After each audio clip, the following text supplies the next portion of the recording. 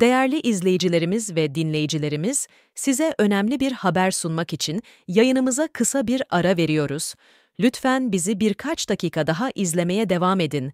Bu süreçte sizlere daha fazla bilgi vereceğiz. Teşekkür ederiz. Türkiye, dünya barışını koruma adına tarihi bir kararla 3. Dünya Savaşı'na katılma kararı aldı. Cumhurbaşkanı ve üst düzey hükümet yetkilileri, uluslararası barış ve güvenliği sağlama sorumluluğunu üstlenerek Türkiye'nin savaşa katılma kararını kamuoyuyla paylaştı. Ülkenin liderleri, Türkiye'nin bu mücadeledeki rolünün, uluslararası terörle mücadele, insan haklarının korunması ve küresel barışın sağlanması gibi değerlere olan derin bağlılığını yansıttığını belirttiler. Aynı zamanda, Türkiye'nin bu savaşta müttefikleriyle dayanışma içinde yer alarak, bölgesel ve küresel istikrarı güçlendirmeye odaklandığını vurguladılar. Türkiye'nin 3. Dünya Savaşı'na katılma kararıyla birlikte, uluslararası barış ve güvenliğe olan taahhüdü daha da güçlendi.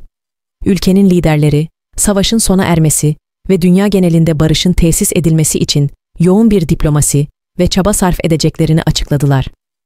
Türkiye, uluslararası toplumun yanında, barış ve istikrarın yeniden sağlanması için kararlılıkla çalışmaya devam edecek.